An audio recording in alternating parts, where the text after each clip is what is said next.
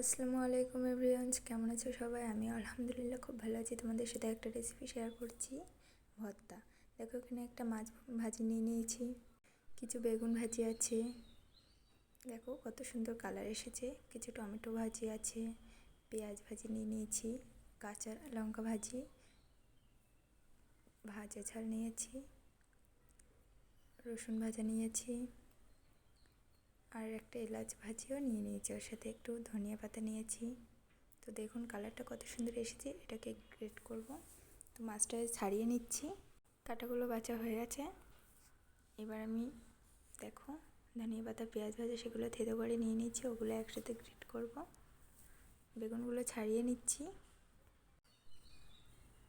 এবার সবগুলো একসাথে ভর্তাটা তৈরি করব, সবগুলো মিশিয়ে নিয়ে।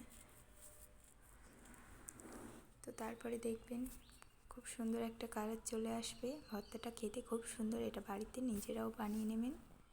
এতে একটু সরিষার তেল, স্বাদ মতো লবণ দিয়ে দেবেন, খেয়ে দেখবেন কেমন।